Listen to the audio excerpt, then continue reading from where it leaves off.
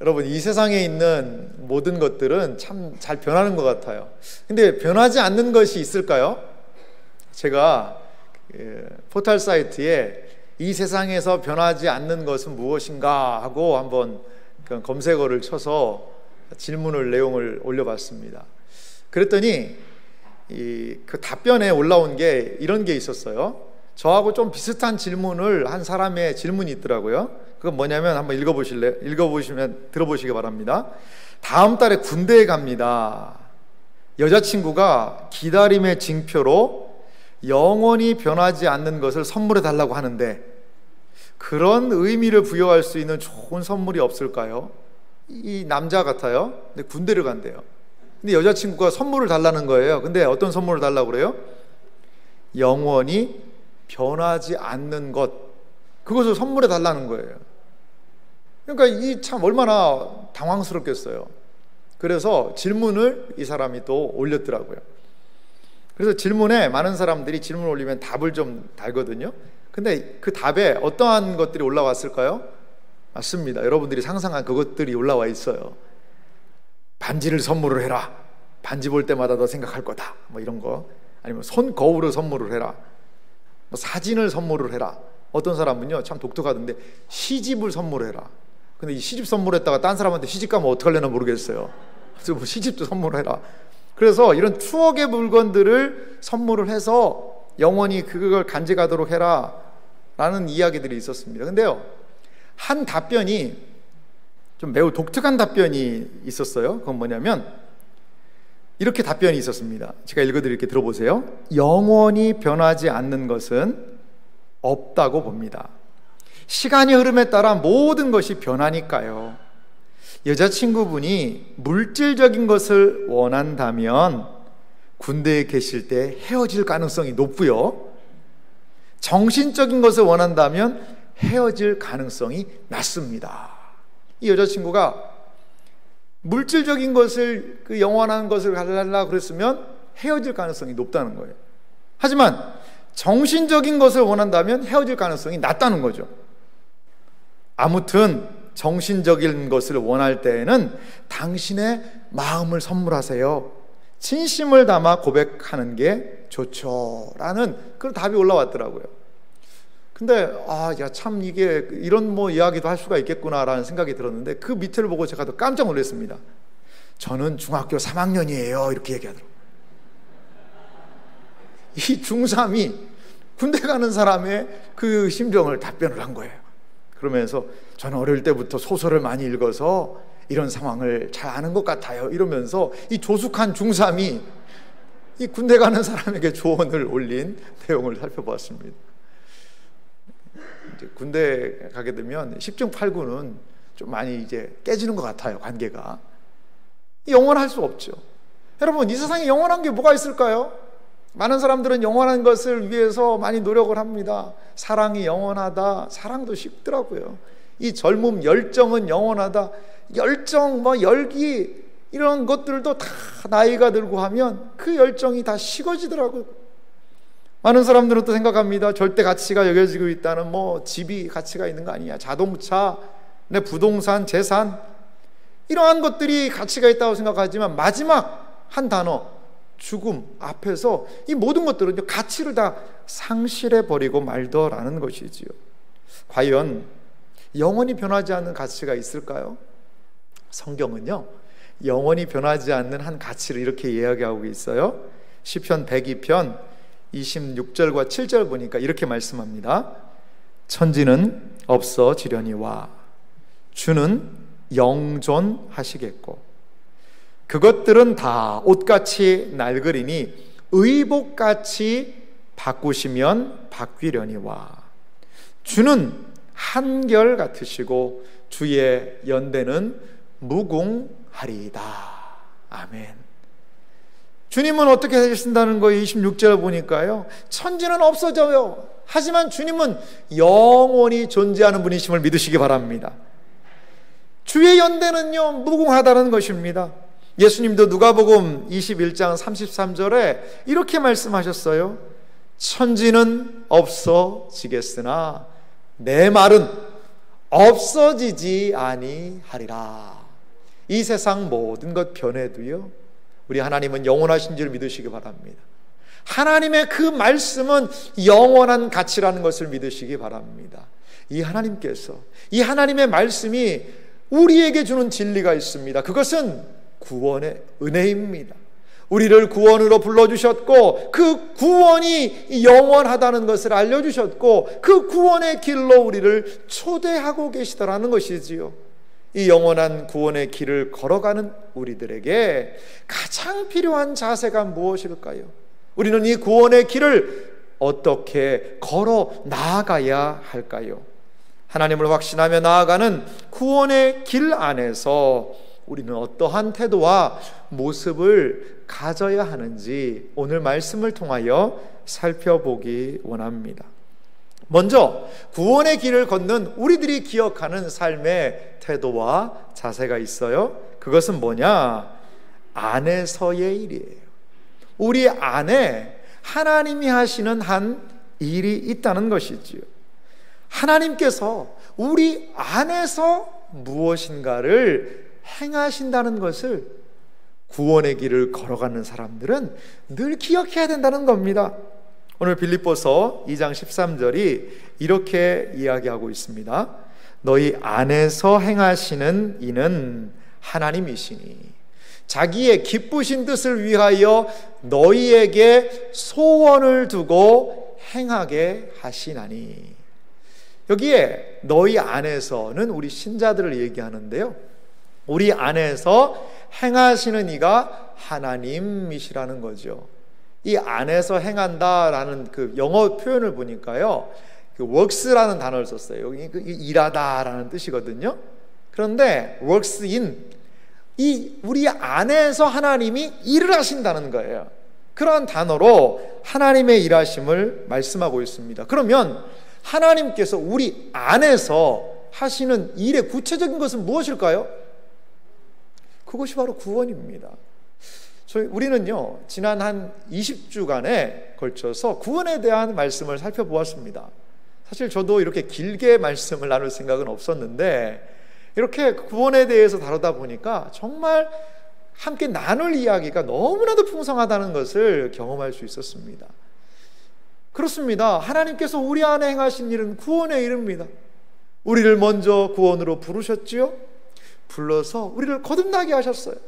거듭나게 하셔서 우리로 하여금 하나님과 교제하게 하시고, 그 거듭나서 우리의 성품을 새롭게 하셨습니다. 새롭게 한 성품은 예수님을 닮아 나아갈 수 있도록 하게 하시더라는 거죠. 그리고 우리는 예수님을 구주로 의지하고 믿음을 갖고 죄에서 돌이켜 회개합니다. 그래서 회심을 경험하게 됩니다.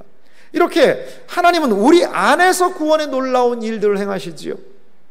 이를 통해서 우리는 우리 안에 있는 구원을 확신하게 됩니다. 우리를 의롭다 여겨주셨고요, 우리를 하나님의 자녀로, 아들과 딸로 삼아 주셨습니다. 그리고 점점 더 거룩한 모습으로 성화의 삶으로 나아가게 하시지요. 그리고 이 땅에서 그 구원을 끝까지 인내하며 견디는 견인으로 나아가게 하십니다. 그리고 최종적으로 우리에게 주신 은혜가 무엇일까요? 그것은 바로 우리를 부활하게 하셔서 영화롭게 하시는 것을 여러분 믿으시기 바랍니다. 이것이 다 하나님의 약속에 근거한 우리 속에서 일어난 하나님의 일이라는 것입니다. 하나님께서는 우리의 구원을 인도해 나가시는 거예요. 우리의 구원의 삶은 결단코 방향이 없는 것이 아니라 하나님께서 원하시는 선한 뜻을 향하여 나아가게 됩니다. 로마서 8장 28절은 우리에게 이렇게 말해요. 우리가 알거니와 하나님을 사랑하는 자, 곧 그 뜻대로 부르심을 입은 자들에게는 모든 것이 합력하여 선을 이루느니라. 할렐루야. 얼마나 복된 말씀인지 모르겠어요.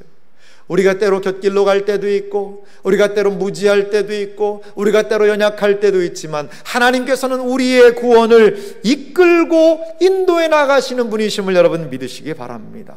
그렇습니다. 우리의 삶에는 분명한 목적이 있어요.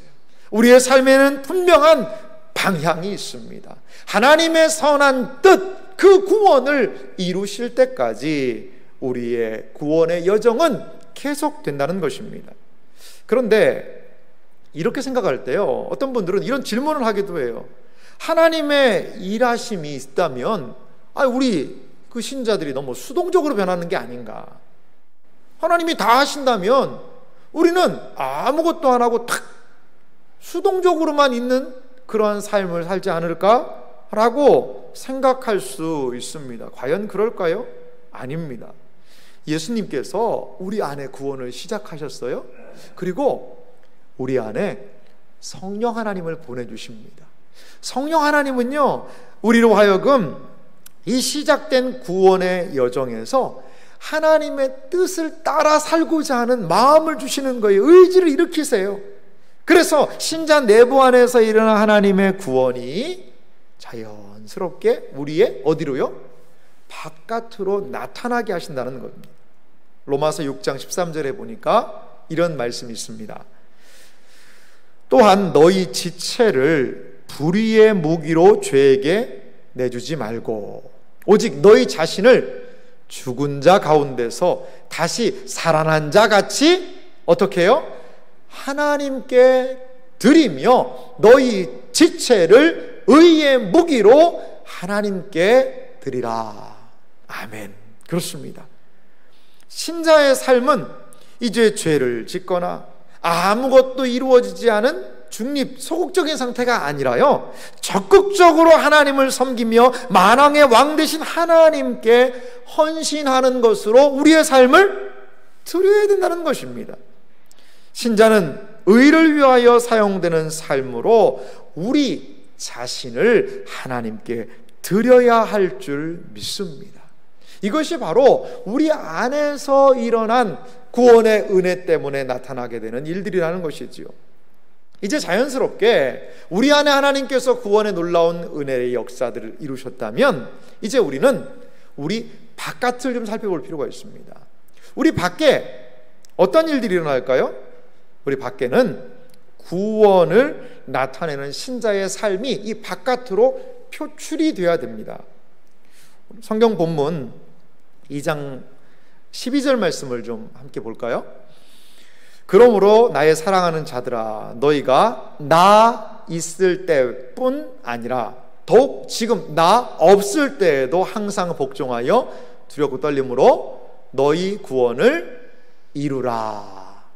여기 구원을 이루라라는 단어를 좀 영어 성경을 살펴보니까요, work out이라는 그런 표현을 썼습니다. 이게 분리가 된 단어인데요, 이제 work out이라는 것은 무슨 뜻이냐면 뭐가 잘 풀리는 거죠. 잘 풀리는 거예요. 이 work는 일하다는 뜻이고 out은 바깥이라는 뜻이잖아요. 그러니까 여러분 뜻을 생각해봐도 work 열심히 일을 해요. 근데 일하는 것이 out, 바깥으로 나오게 되면 어떻게 될까요? 결과가 좋을 거 아니에요? 그래서 좋은 방향으로 진행된다는 그런 뜻이 있어요.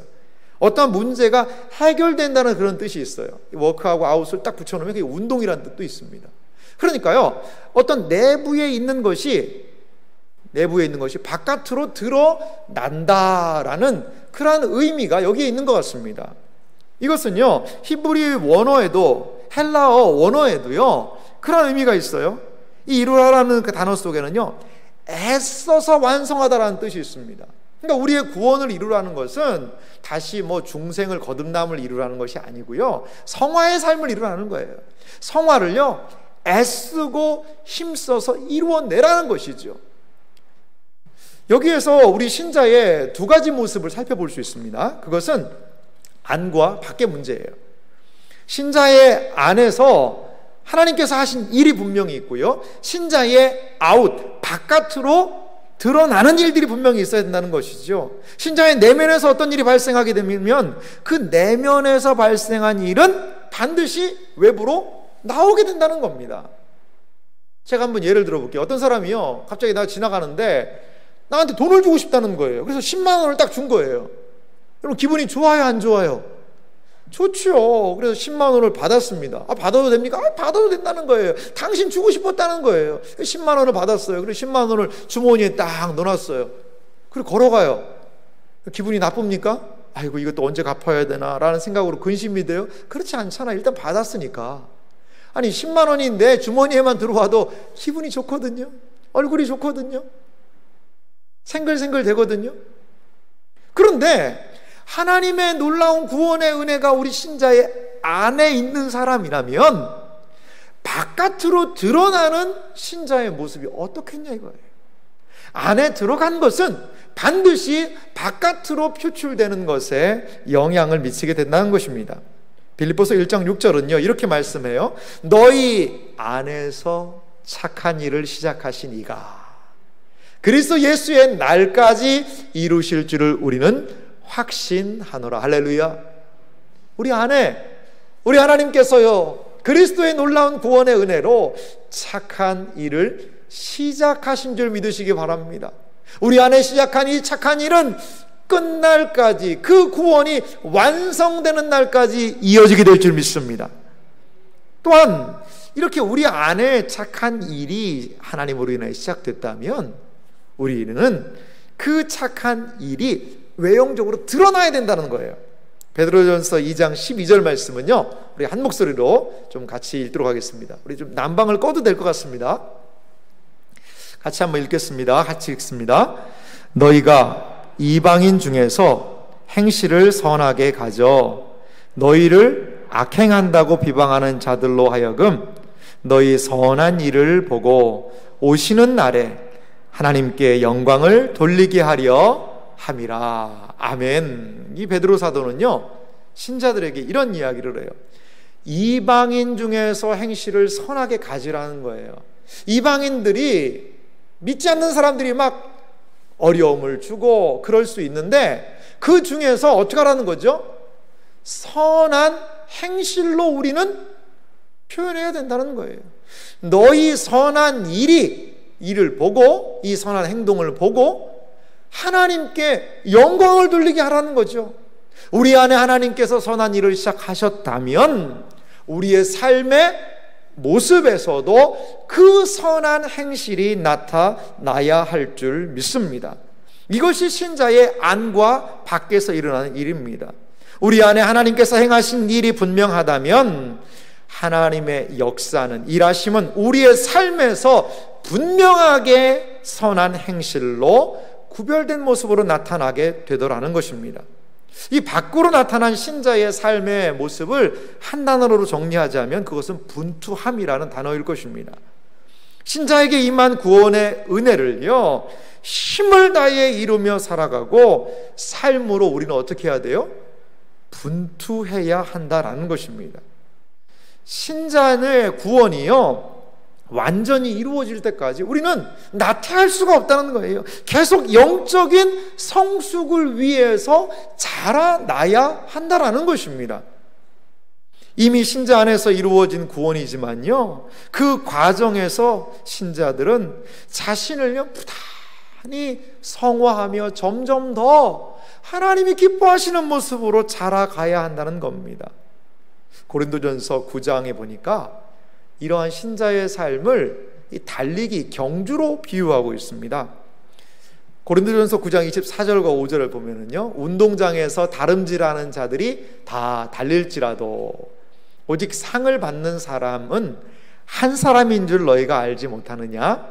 너희도 상을 받도록 이와 같이 어떻게 하라는 거예요? 다름질하라는 거죠. 우리의 신앙은 뭐라는 겁니까?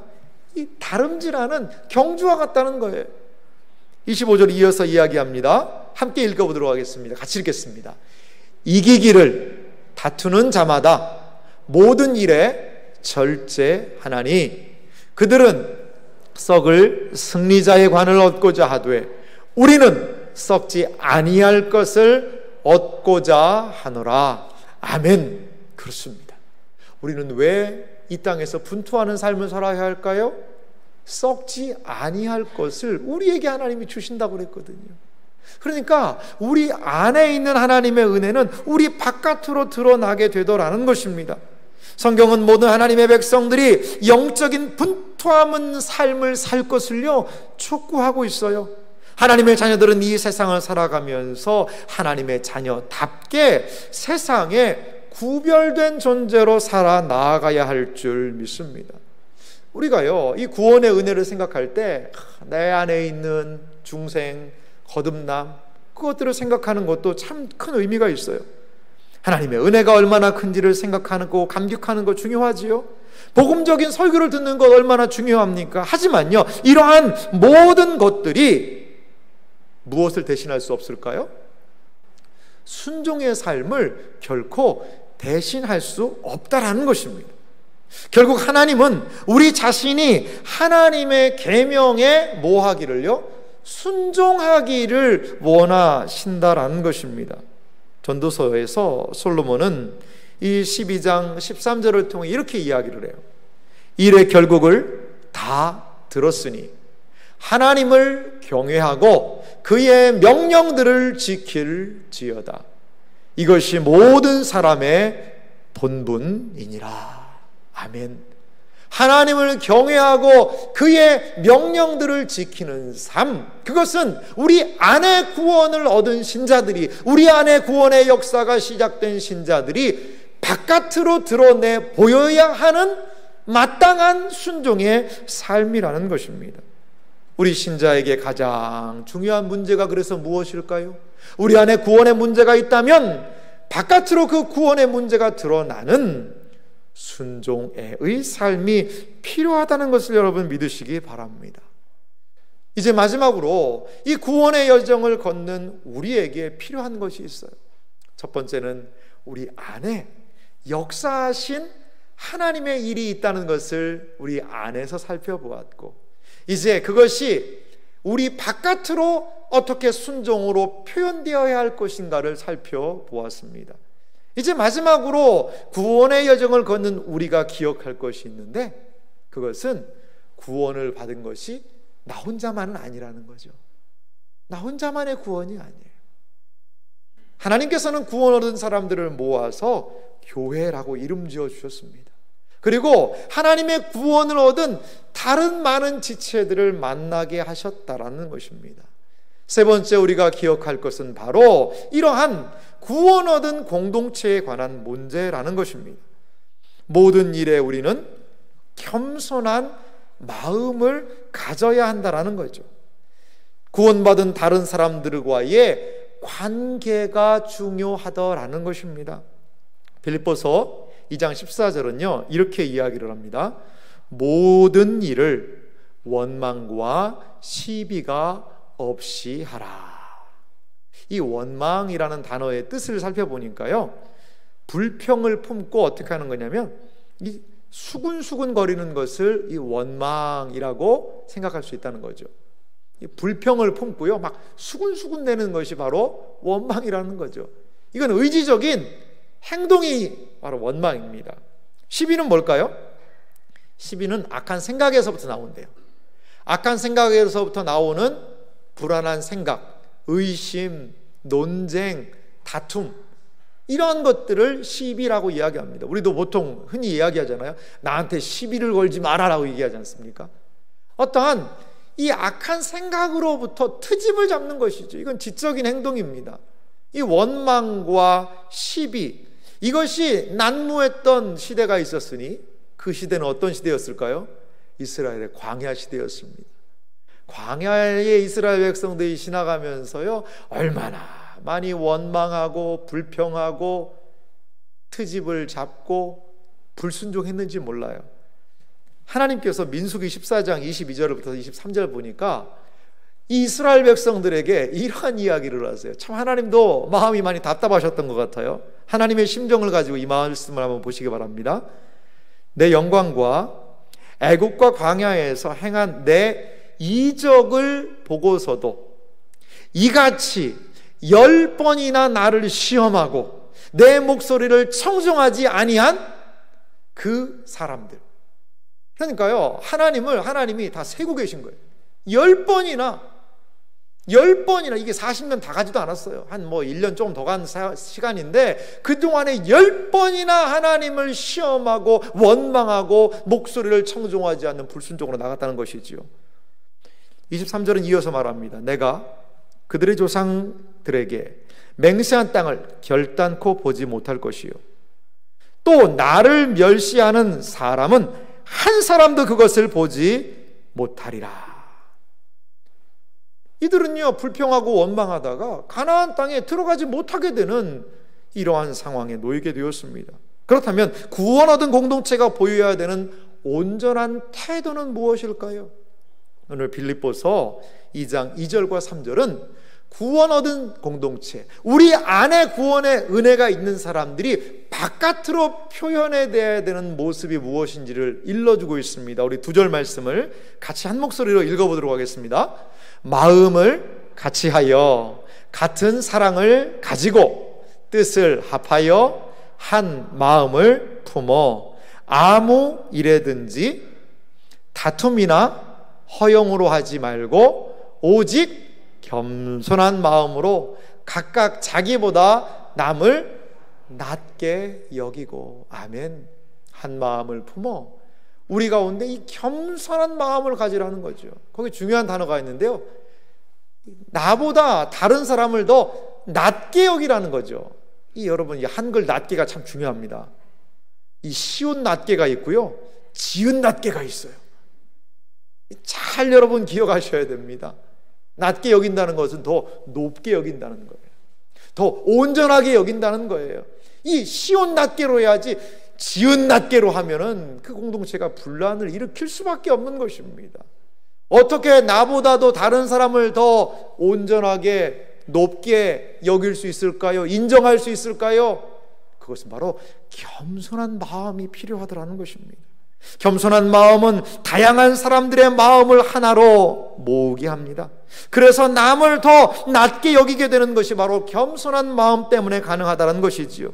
이것으로 구원의 공동체는 세워지게 됩니다. 결단코 원망과 시비로는 구원의 공동체와 어울리지 않는, 구원의 공동체가 설 수 없다는 것을 기억하시기 바랍니다.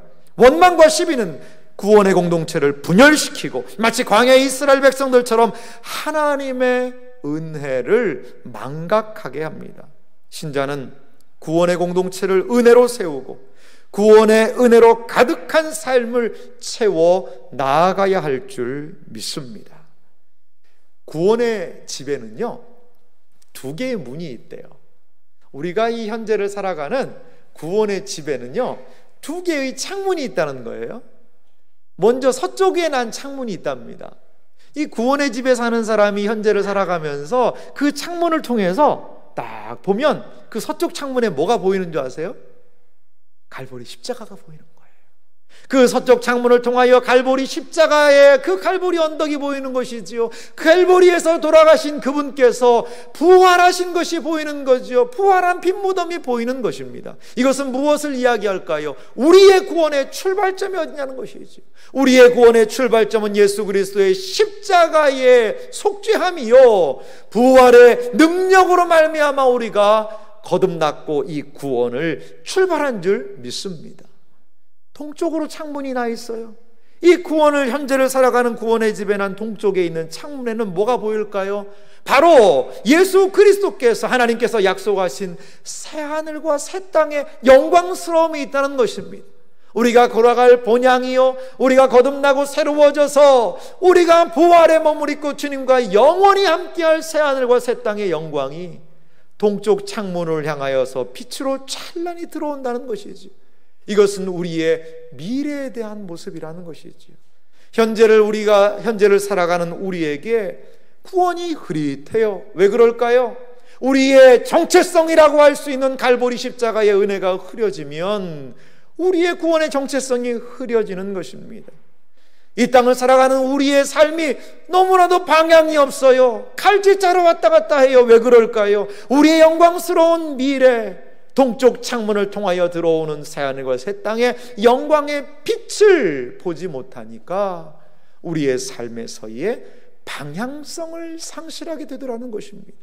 하나님께서는 우리가 구원의 여정을 온전히 걷기 위하여 갈보리 십자가의 은혜로 지금도 우리에게 충만하게 하시는 줄 믿으시기 바랍니다.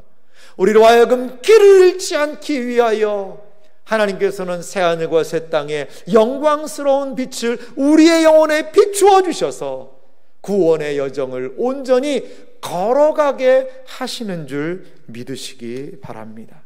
이렇게 현재적인 구원의 삶을 살아가는 신자들에게 사도 바울은 에베소서 5장 16절과 15절과 16절을 통해 이렇게 말씀합니다. 그런즉 너희가 어떻게 행할지를 자세히 주의하여 지혜 없는 자같이 하지 말고 오직 지혜 있는 자같이 하여 세월을 아끼라. 때가 악하니라. 우리 신자들은 세월을 아끼며 하나님의 자녀로 이 땅을 온전히 살아가야 할 줄 믿습니다. 그래서 하나님께서 진정으로 기뻐하시는 구원의 길이 우리 가운데 이루어져야 할 줄 믿습니다. 하나님의 사람 존 칼빈은요, 이 구원의 길을 걷는 신자들을 향하여서 기독교 강요를 통하여 이렇게 권면하는 것을 살펴볼 수 있었습니다. 구원의 길을 걷는 신자들을 향한 하나님의 권면, 또한 믿음의 사람, 먼저 구원의 길을 걸어갔던 존 칼빈은 구원의 길을 걷는 사람들에게 과연 무엇을 권면하고 있을까요? 제가 좀 읽어보도록 하겠습니다. 그리스도인의 삶이 아무 것으로도 말고 오직 완전한 복음으로만 숨을 쉬어야 하는 것은 아닙니다. 이게 무슨 말이냐면 그리스도의 삶이라고 복음으로만 완전하게 살 수 있는 것은 아니라는 거죠. 그리스도인은 완전한 상태를 목표로 설정해 놓고 끊임없이 계속해서 그 방향을 향해 나아가고 있어야 합니다. 계속 나아가고 있어야 합니다. 그 다음에요, 하나님은 언제나 우리의 온전한 마음을 그를 향한 예배의 가장 중요한 요소로 어떻게 해요? 인정하시고 그것을 찾으십니다.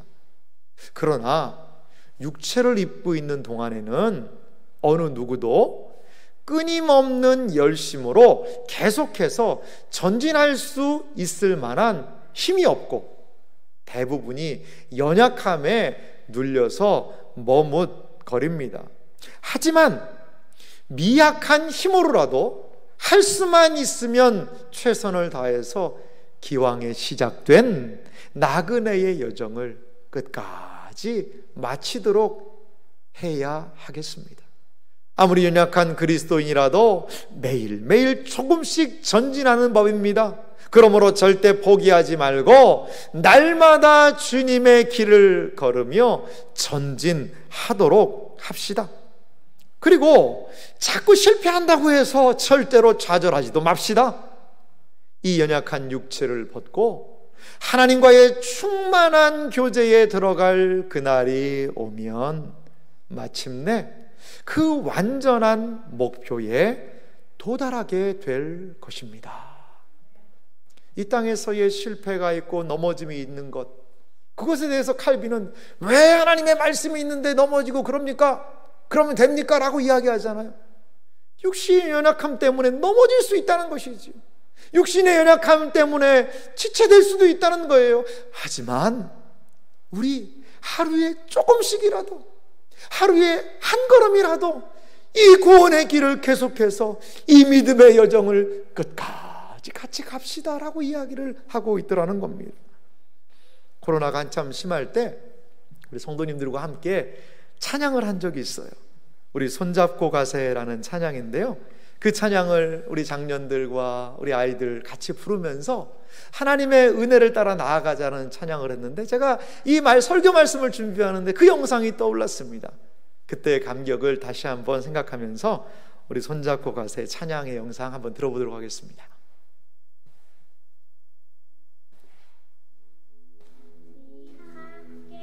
손잡고 가세, 조금 느리고 어려울지라도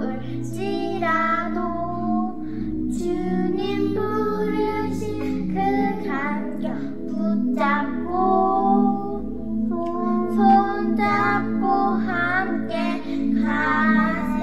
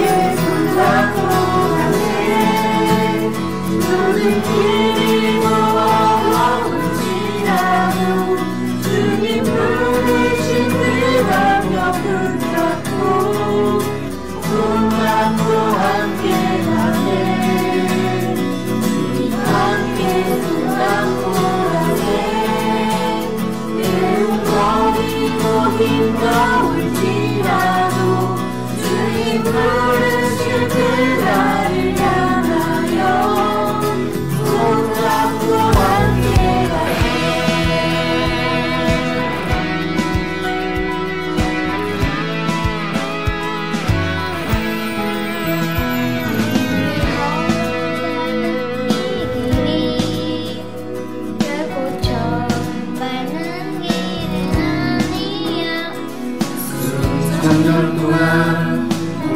곳곳에서 주님 따르는 적이 있으니 우리 걸어가는 이 길이 낯설고 두려워 보일지라도 할렐루야를 두고 그날을 넘기는 주님 부활의 생명을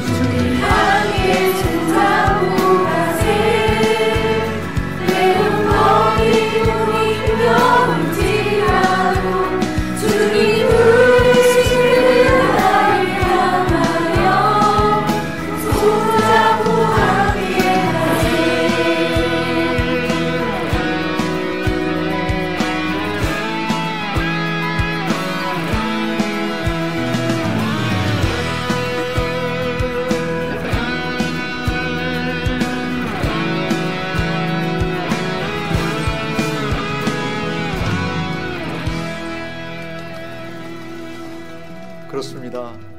우리의 구원의 이 길은요, 이 시대를 살아가는 우리만 걸어가는 그 길은 아닙니다.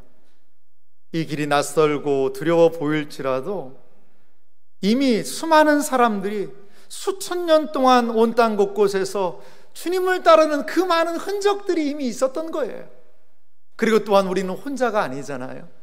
우리가 세안교회라는 이 공동체를 하나님이 허락해 주셔서 우리가 함께 아이도 젊은이도 노인도 청년도 함께 모두 손잡고 이 구원의 여정을 걸어 나아가야 할 줄 믿습니다. 낯설고 두려운 길이지만 앞으로 어떤 일이 우리에게 있을지 모르지만 주님의 부활의 생명이 우리 가운데 있음을 기억하고 최종적으로 영화의 날과 새하늘과 새 땅의 영광이 우리에게 있으니 때로 길이 흐려질 때에 내가 누구인지를 갈보리 십자가를 통하여 확인하고 길을 잃어버릴 때에 다시 한번 새하늘과 새 땅의 영광을 바라보며 주님이 부르시는 그날까지 우리 손잡고 나아가야 될 줄 믿습니다. 이것이 바로 주님의 구원이 임한 공동체인 우리가 이 땅에서 살아가야 하는 가장 온전한 모습인 줄 믿습니다. 사랑하는 성도 여러분, 이 땅을 살아가며 이 구원의 길을 걸어 나아가시는 여러분들 되시기를 바랍니다. 우리 함께 손잡고 주님이 부르시는 그날을, 주님이 온전케 하시는 그날을 기억하며 믿음으로 나아가시는 복된 생애와 삶이 되시기를 주님의 이름으로 축원합니다.